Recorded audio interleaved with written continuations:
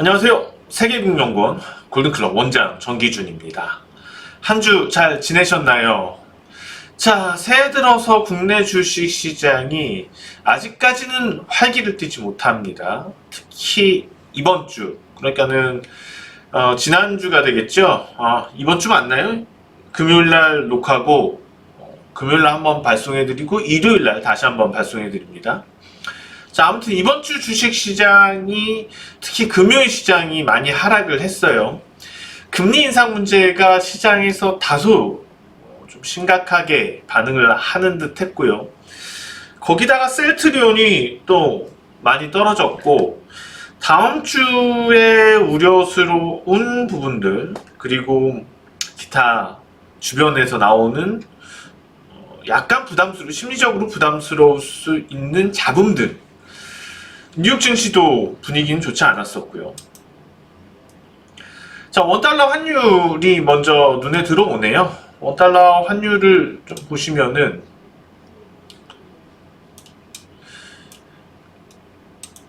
자, 원달러 환율이 크게 시장에서 문제가 되지는 않았었습니다. 최근 들어서 환율 강세 기조 자체에 대해서 우선 이제 외국인의 이탈 부분이 일정 부분 우려스러운 건 있었지만은 이거 자체가 국내 주식 시장에 그만큼 악재로 작용할 만큼의 수준은 아니었다고 보여지고 있고요.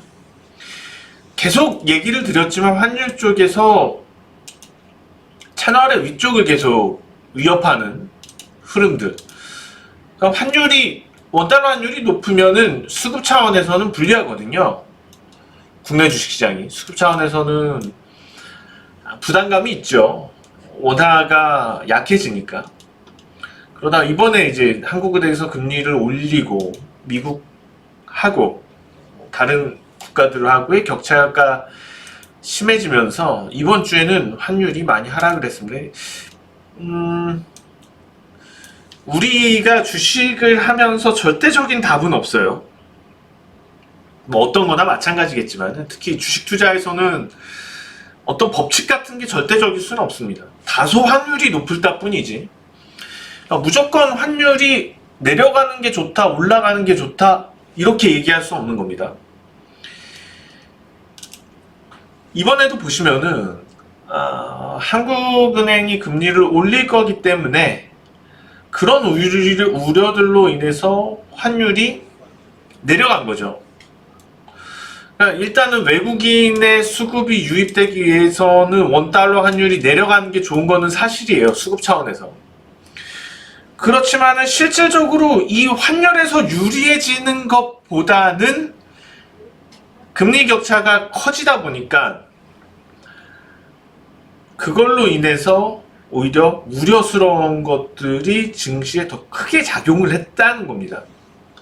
이렇게 판단을 해놓고 봤을 때 단기적으로는 환율 자체가 국내 주식시장에 어떤 긍정적 효과를 보내지 못했지만 환율 하락이 시간을 두고는 반영을 할 거라는 겁니다. 그래서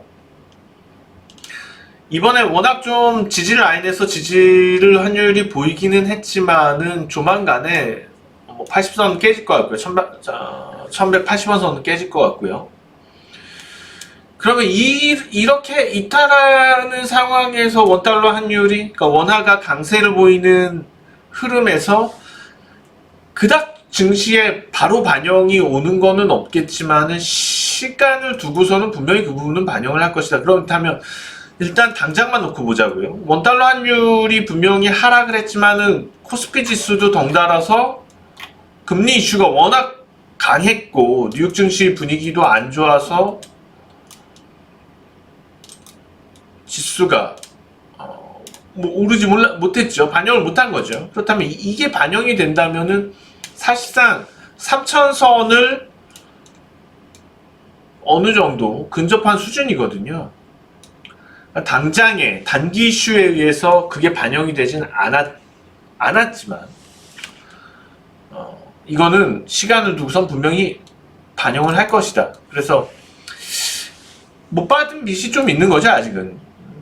그렇기 때문에 이 부분은 좀 긍정적으로 오히려 해석을 할 수 있었다고 판단이 되고 있고, 지금 문제가 될 수 있는 부분이 뉴욕 증시부터 국내, 특히 이제 뉴욕 증시가 기술주들이 꺾이면서, 뉴욕 증시가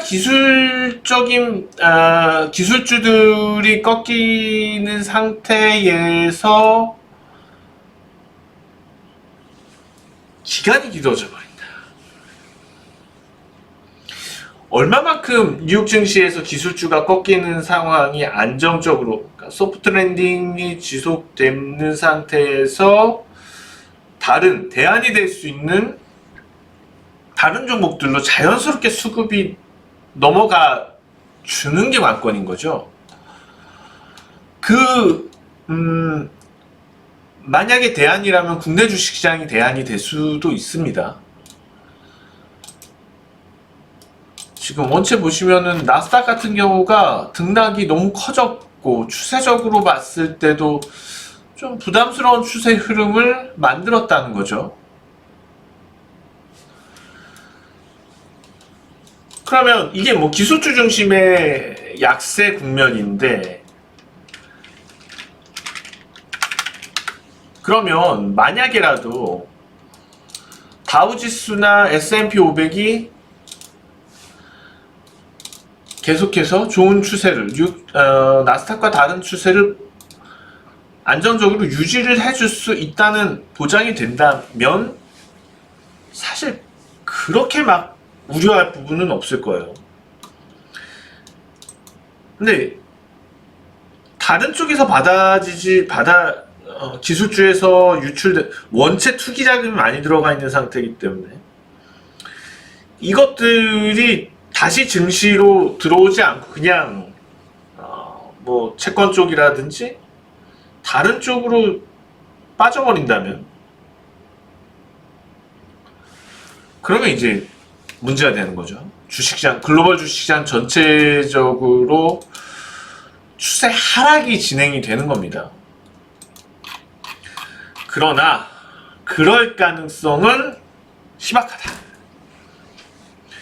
그럴 가능성이 희박한 이유는 아직 안 오르고 저평가되어 있는 종목들이 많이 보이기 때문이죠. 더군다나 국내 주식시장 같은 경우에는 분명한 성장성을 갖고 있는데도 불구하고 안 오르는 종목들이 많이 보였다. 오늘은 그런 종목들에 대해서 좀 얘기를 해드리려고 합니다. 자, 이제 종목으로 바로 넘어갈 텐데요. 여러분들 뭐 이런저런 서론 길고 하는 거 싫어하시니까 바로 좀 종목으로 넘어와서, 우선 지금 국내 증시에서 좀 두각을 보이면서 성장성이 반영이 되면서 또 뭔가 밸류에이션적으로 매력도를 발산할 수 있는 종목들, 그러니까 제가 지금 연초에 강조했던 종목들, 금융주, 은행주들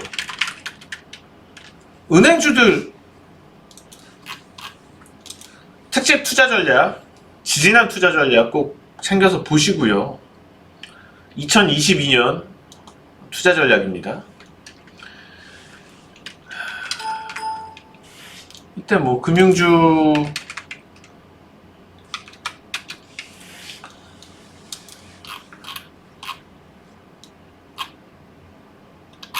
지수하고 상관이 없죠.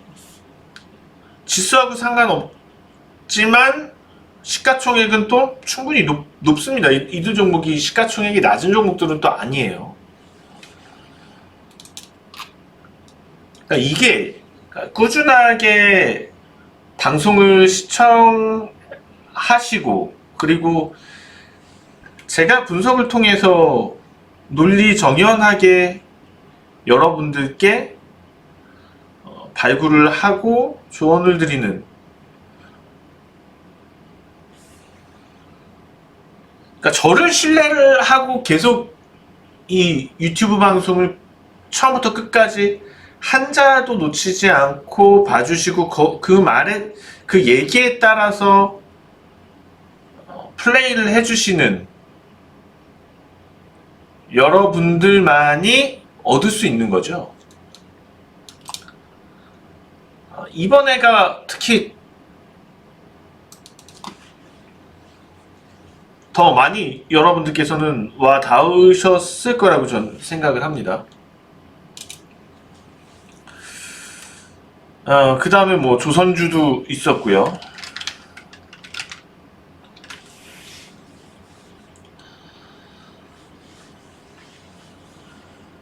그러니까 이런 시기일수록 우리가 업종이라든지 섹터 거기서도 종목들 잘 잡고 들어가면은 분명히 시장과 상관없이 수익을 낼 수 있고 좋은 성과로 이겨나갈 수 있다는 거죠.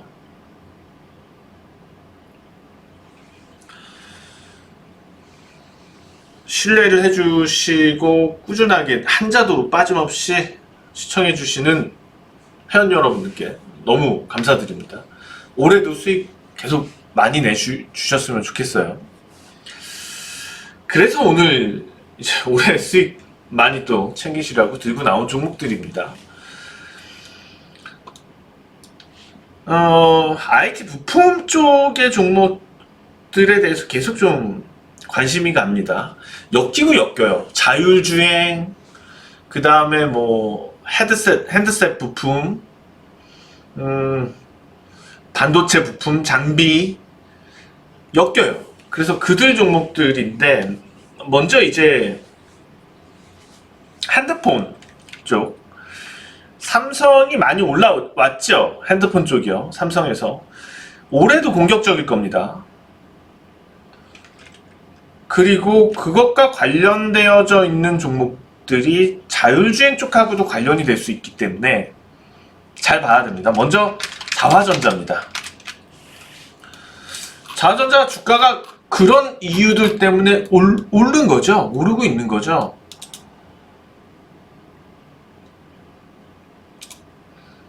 자화전자의 실적 동향들을 좀 보실 텐데요. 꾸준합니다. 꾸준한 상황이고 최근 들어서 흑자로 전환하고 있다는 점에 좀 주목을 해볼 만한 종목이다. 자, 그 다음에 MC넥스.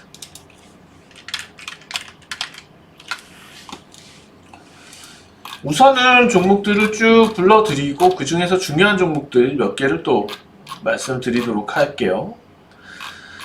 MC넥스 역시도 핸드폰과 관련돼서 성장을 하고 있는 회사인 것 같고요. 다만 이제 매출액이 이렇게 큰데 1조 3천억의 매출을 내는 회사인데 그럼에도 불구하고 순이익 규모가 크지 않았다. 이 말은 다시 얘기해서 가능성을 따진다면 뭔가 개선이 된다면 순이익이 늘어나게 되고 그러면은 PER 수준은 많이 떨어지겠죠. 어쨌거나 흑자를 내고 있는 회사고 핸드폰 부품 관련돼서 뭔가 어떤 시장에서 이슈거리가 생긴다면 얼마든지 PER을 높여줄 수 있는 종목이기 때문에 관심을 가져봅니다. 그 다음 종목 세코닉스. 이게 지금 제가 말씀드린 종목들이 이제 카메라 기술이라든지 카메라 부품들하고도 많이 엮여 있고 그렇다 보면은 자연스럽게 또 자율주행 자동차 이슈가 있습니다. 자동차 전장이라든지 LG이노텍도 많이 이슈가 됐죠. 자동차 전장 관련돼서 LG전자며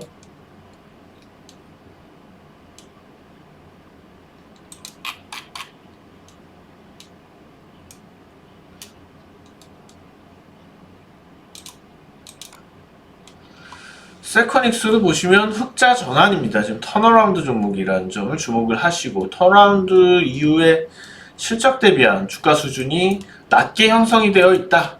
최근 들어서 올랐지. 그러면 이러한 종목들은 실제로 조정이 지금 시장 상황에서 많은 조정이 있을 거라고 기다리다가 못 살 수도 있는 거죠. 그러니까 제 생각에는 그냥 적당할 때 들어가는 게 제일 좋은 것 같습니다. 괜히 너무 싸게 밑에서 잡을 거를 기다리는 것도 사지 못할 수 있는 리스크가 되고,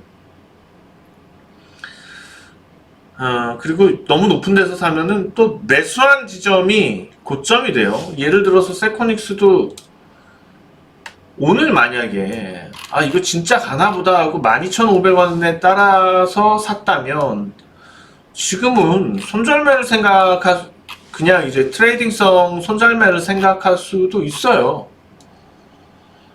많이 불리해지는 거죠. 그래서 그냥 적당한 가격 정도에 사면은 좋은 것 같습니다. 그래서 저는 지금 가격 정도가 그냥 적당한 가격이 아닐까 생각이 듭니다. 자, 세코닉스까지 보셨고, 다음에 이제 반도체 쪽도 보자고요. 반도체 쪽 유진테크.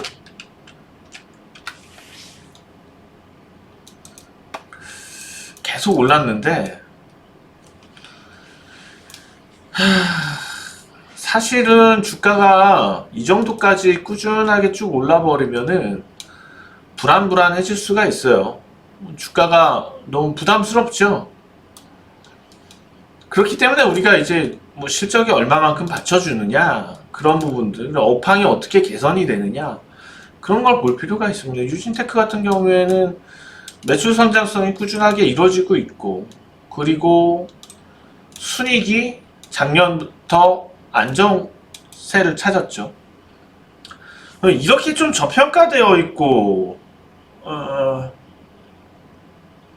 뭔가의 산업의 성장성에 대해서 기대가 있을 만한 종목들의 투기적인 자금이 들어올 수 있기 때문에 계속 지켜볼 필요가 있는 거죠. 올랐어도 또 치고 갈 수가 있다는 겁니다. 이거 레벨 한번 뛰어넘을 수도 있다는 거죠. 지금 보시는 것처럼 여기에 지금 갇혀 있는 상태인데, 이거를 뚫고 새로운 레벨을 만들어 가게 된다면 그만큼 또 수익이니까요. 너무 이제 많이 올라와 있다는 부담만 없으면 됩니다. 시그네틱스입니다. 시그네틱스도 최근 들어서 그런 이슈들로 많이 올라서 부담이 있을 수 있지만, 실질적으로 턴어라운드 되고 있다는 점을 주목을 해봐야지 되지 않겠나 싶습니다. 실적 턴어라운드가 이루어지고 있기 때문에 역시 그냥 오르는 건 아니었다.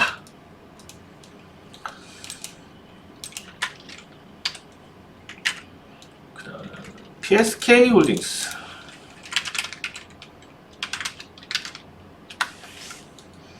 다 비슷한 양상이죠, 분위기들이요.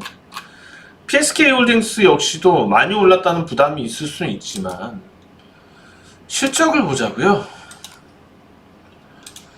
실적 대비해서 물론 이제 뭐 PER 5배 미만일 때도 있었지만 그거는 산업 자체가 저평가였던 거고, 지금은 산업 자체에 대한 고평가를 줄 수 있는 시기가 왔기 때문에 저평가 인식을 생각을 해야 된다는 거죠. 그래서 PSK 홀딩스에 대해서도 단기 추가 상승에 대한, 그러니까 주가가 저평가에 머물러 있는 기간, 기술적으로 볼 때 예를 들어서 추세 하락이 꾸준하게 이어진다. 추세 하락이. 그럴 때는 저평가 종목에 들어가면 안 됩니다. 계속 저평가니까요. 그런데 저평가인데 지금처럼 추세 급등이 이루어지고 있다. 얘네들은 계속 레벨업이 되는 거죠. PBR이 어디까지 올라갈지 아무도 몰라요. 그래서 매력적인 거죠. 그래서 매력적이라면 저는 PSK 괜찮다. 지금 말씀드리는 종목들이 다들 투기적인 수급이 유입이 될 수 있기 때문에 사실상 다 괜찮습니다. 다. 그래서 딱 찍어드리기는 애매합니다. 자, 그 다음에 픽셀 플러스입니다. 여기서부터는 약간 좀 자율주행 쪽에 이슈가 있는 종목들. 근데 물론 이제 뭐 핸드폰하고도 엮일 수가 있고, 그렇습니다. 픽셀 플러스 여기도 지금 이제 턴어라운드 이슈가 되는 종목이죠. 하지만은 픽셀 플러스 같은 경우에 매출 규모가 적고 이 부분에서의 한계는 좀 생각을 하셔야 될 거고, 그렇다면 주식시장에서의 주가 변동성은 있을 수가 있어요. 단기적으로 폭발적으로 지금 구간에서 막 올랐다가 또 금방 또 식어서 내려올 수도 있습니다. 그거는 이제 유념을 하시되, 제가 뭐 그 픽셀 플러스를 탑픽으로 뽑아 드리긴 어려울 것 같아요. 그렇지만은 그거는 다만 안정성 측면에서 좀 떨어지기 때문이지 주가가 더 오를 것 같기 때문은 아닙니다. 그래서 픽셀 플러스에 대해서도 만약에 트레이딩이 괜찮으신 분이라면 사고 팔고 순간 올라갈 때 잘 빠져나오고 그게 잘 되시는 분이라면 지금 주가도 저는 훌륭하다고 보입니다. 그 다음 종목은 하이비전 시스템.